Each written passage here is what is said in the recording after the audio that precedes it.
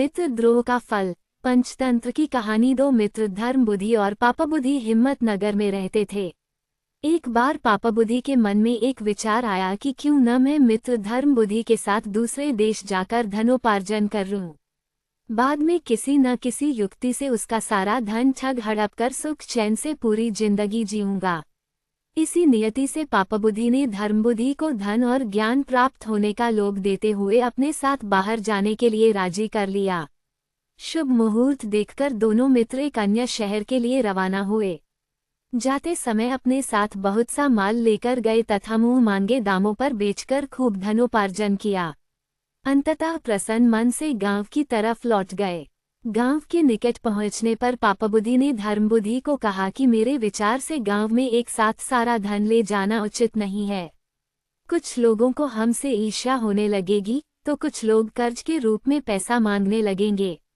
संभव है कि कोई चोर ही इसे चुरा ले। मेरे विचार से कुछ धन हमें जंगल में ही किसी सुरक्षित स्थान पर गाड़ देनी चाहिए, अन्यथा सारा धन देखकर सन्यासी व महात्माओं का मन भी डोल जाता है। सीधे साधे धर्म बुद्धि ने पुनः पापा बुद्धि के विचार में अपनी सहमति जताई। वहीं किसी सुरक्षित स्थान पर दोनों ने गड्ढे खोदकर अपना धन दबा दिया तथा घर की ओर प्रस्थान कर गए। बाद में मौका देखकर एक रात को बुद्धि ने वहां गड़े सारे धन को चुपके से निकालकर हथिया लिया। कुछ दिनों के बाद धर्म बुद्धि ने पापा बुद्धि से कहा, भाई मुझे कुछ धन की आवश्यकता है, अतः आप मेरे साथ चलिए। पापा बुद्धि तैयार हो गया। जब उसने धन निकालने के लिए गड्ढे को खोदा तो वहां कुछ भी नहीं मिला। पापा बुद्धि ने तुरंत रोने चिल्लाने का अभिनय किया। उसने धर्म बुद्धि पर धन निकाल लेने का इल्जाम लगा दिया। दोनों लड़ने झगड़ते न्यायाधीश के पास पहुंचे। न्यायाधीश के सम्मुख दोनों ने अपना अपना पक्ष प्रस्तुत किया।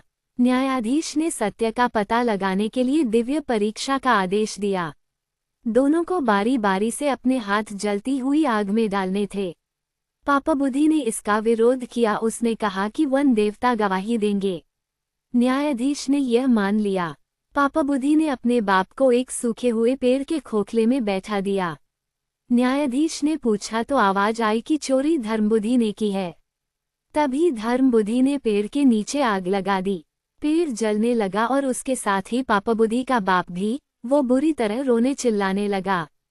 थोड़ी देर में पापा बुद्धि का पिता आग से झुलसा हुआ उस वृक्ष की जड़ में से निकला। उसने वनदेवता की साक्षी का सच्चा भेद प्रकट कर दिया। न्यायाधीश ने पापा बुद्धि को मौत की सजा दी और धर्म बुद्धि को उसका पूरा धन दिलवाया। सीख, मनुष्य का ये धर्म है कि वो उपाय की चिंता के साथ अपाय की भी चिंता करे।